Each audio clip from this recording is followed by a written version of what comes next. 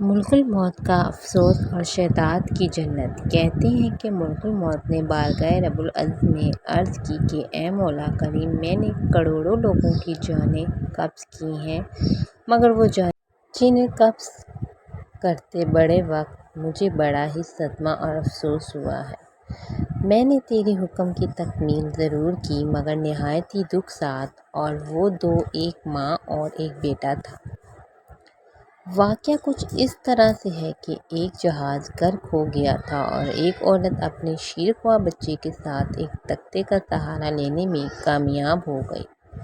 تختہ دریا میں بہہ رہا تھا اور ماں اور بیٹا اس پر سوار تھے۔ اے مولا کریم، اچانک تیرا حکم ہوا اور میں نے ماں کی جان اس تختے پر نکال لی۔ میرے لیے پریشان کن بات یہ تھی کہ ماں مر چکی ہے، اب بچے کا کیا حشر ہوگا۔ بچہ ایک ٹوٹے ہوئے تختے پر سوار ہے اور ہر آنے والی لہروں سے ٹکرا رہا ہے، جو کسی بھی وقت کسی تیز لہر کی زد میں آ کر الٹ سکتا ہے۔ بچے کے لیے نہ خوراک کا انتظام ہے، نہ کسی نگران کا بندوبست۔ دریا کے کنارے دھوبی کپڑے دھو رہے۔ اچانک کسی کی اس بچے پر نظر پڑی اور وہ کھینچ کر لائے۔ وہ سب بڑے حیران ہوئے کہ ماں مر چکی ہے، بچہ بے یار و مددگار تختے پر زندہ سلامت موجود ہے۔ وہ لوگ اس بچے کو اپنے سردار کے پاس لے گئے۔ سردار بیچارہ بے اولاد تھا۔ سردار خوبصورت بچہ دیکھ کر اس پر اس کا دل آ گیا اور سردار نے بچے کو اپنی نگرانی میں لے کر اسے بیٹا بنا لیا۔ یہ بچہ 8-9 سال کی عمر کا تھا کہ اپنے ساتھی بچوں کے ساتھ کھیل رہا تھا۔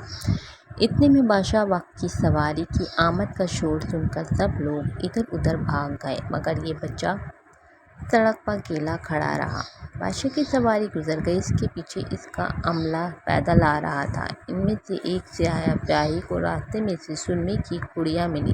اتفاق سے اس بچے کی نظر بہت کمزور تھی اور سرمے کی اسے بہت ضرورت تھی۔ لہٰذا اس نے وہ سرما بحفاظت اپنے پاس رکھ لیا۔ آنکھوں میں لگانے سے پہلے اسے خیال آیا کہ سرما تکلیف نہ پہنچائے، لگانے سے پہلے کسی دوسرے شخص پر آزما لینا چاہیے۔ قریب ہی وہ بچہ کھڑا تھا۔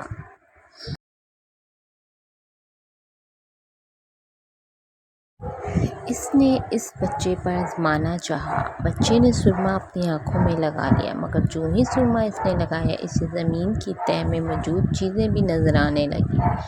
اس نے دیکھا کہ زمین کے اندر بہت سے خزانے پوشیدہ ہیں۔ بچہ ہوشیار تھا۔ اس نے چیخنا چلانا شروع کر دیا کہ سرما لگانے کی وجہ سے میری آنکھوں میں سخت تکلیف ہو گئی ہے۔ وہ لوگ سرمے کی پڑیا گرا کر چلے گئے۔ بچہ سرمے کی پڑیا اٹھا کر گھر پہنچا اور خوشی خوشی باپ کو سارا واقعہ سنایا۔ سردار بڑا ہی خوش ہوا۔ باپ نے کہا، ہمارے پاس آدمی بھی ہیں اور گدھے بھی۔ تم سرما لگاؤ، ہم تمہارے ساتھ چلتے ہیں۔ جہاں کہیں خزانہ پاؤ ہمیں بتاؤ، ہم نکال لیں گے۔ چنانچہ ایسا ہی ہوا۔ بچے کے بتانے پر وہ لوگ خزانہ نکالنے لگے۔ تھوڑے ہی عرصے میں امیر بن گئے۔ بچہ جوان ہوا تو اس نے اپنے پرپوزے نکالنے شروع کیے۔ ان کے پاس دولت کی فراوانی ہو گئی۔ زمین کے تمام خزانے اس کی نظروں میں تھے۔ اس نے آہستہ آہستہ بہت سے آدمی اپنے ساتھ ملا لیے۔ اس کے بعد تمام سرداروں کو ادھر ادھر کر دیا اور خود سردار بن گیا۔ آخر نوبت یہاں تک آ پہنچی کہ اس نے بادشاہ کے ساتھ بھی ٹکر لے لی اور اسے مغلوب کر کے خود بادشاہ بن گیا۔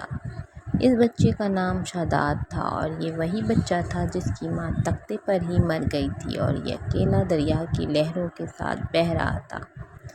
کہتے ہیں کہ جب یہ بادشاہ اقتدار آیا تو اس نے حکم دیا کہ ایک ایسا کمال درجے کا شہر آباد کیا جائے جس کی ایک اینٹ سونے کی ہو اور دوسری چاندی کی ہو۔ اس میں ایک عالیشان باغ ہو جس میں دنیا کی ہر چیز میسر ہو۔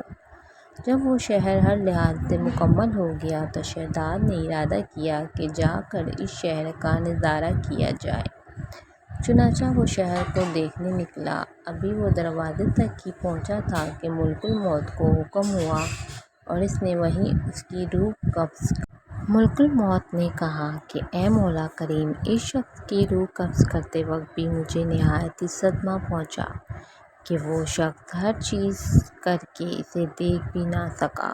اللہ تعالیٰ نے فرمایا، یہ وہی بچہ ہے جس کی ماں تختے پر مر گئی تھی اور اس پر تجھے ترس آیا تھا۔ اس بچے نے بڑے ہو کر نافرمانی کی، خدا کے حکم سے بغاوت کی اور سرکشی اختیار کر لی، مگر ہم نے اسے خود ساختہ جنت میں قدم رکھنے کی مہلت بھی نہ دی اور اسے باہر ہی ہلاک کر دیا۔ اس جنت کے بارے میں مشہور ہے کہ وہ دنیا میں موجود ہے مگر سب کی نظروں سے اوجھل ہے۔